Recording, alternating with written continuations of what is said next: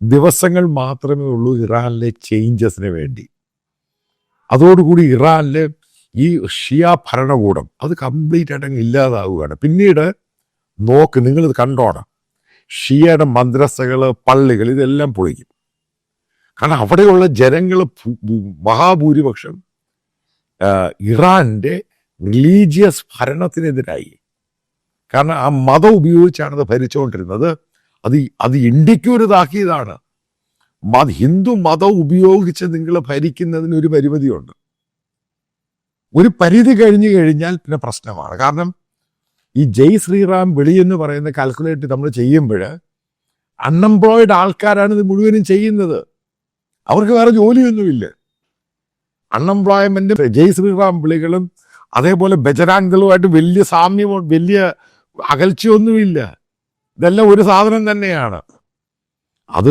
അതിൻ്റെ മറ്റൊരു രൂപമാണ് ഇറാനിൽ നടക്കുന്നത്.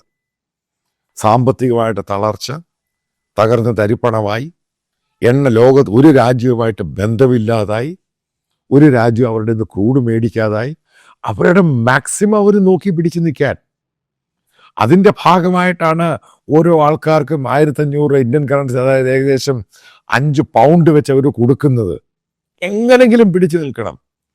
ചിലപ്പോൾ ഇതോടുകൂടി ലോകത്ത് നിന്നും ഷിയ എന്ന് പറഞ്ഞ സാധനം ഇല്ലാതായി പോകും.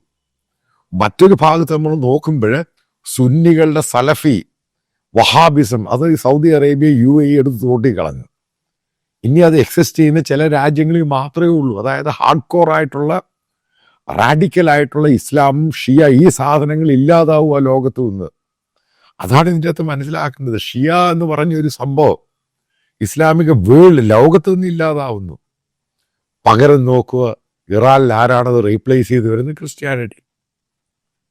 ഈ മാസ അമീനിയുടെ ഇഷ്യൂ എന്ന് പറയുന്ന ചെറിയ ഇഷ്യൂ അല്ല ഇറാനിലുണ്ടായത്. അത് കയറി എത്രമാത്രം കയറി. അതായത് ഹിജാബാണ് ഇഷ്യൂ. ഹിജാബ് മാത്രം വന്ന അത് ഫ്രീഡത്തിലോട്ട് പോയി. എന്നാൽ ഇസ്ലാമിക രാജ്യങ്ങളിൽ സ്ത്രീകളെ നോക്കുവാണെങ്കിൽ ഏറ്റവും ഫ്രീഡമുള്ള രാജ്യം ഇസ്ലാമിക രാജ്യങ്ങളിൽ ഈ പറയുന്ന ഇറാൻ തന്നെയാണ്. ഹിജാബിന്റെ പ്രശ്നം കഴിഞ്ഞാൽ സ്ത്രീകൾക്കൊരു പവറുണ്ട്, പക്ഷെ അവർക്ക് പബ്ലിക് സ്പെയറിൽ വരാൻ പറ്റത്തില്ല. അതിനെയാണ് ഇവര് ഈ പറയുന്ന ഷിയ ഭരണകൂടം എത്രമാത്രം മതത്തെ ഉപയോഗിച്ച് ആ രാജ്യത്തെ നശിപ്പിച്ചു.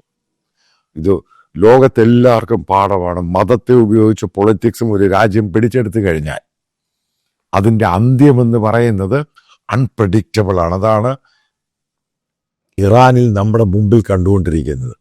ജനാധിപത്യം അല്ലല്ലോ. ജനാധിപത്യമായിട്ടൊരു സർക്കാരുണ്ട്, അവർക്ക് പ്രത്യേകിച്ച് അധികാരങ്ങളൊന്നുമില്ല.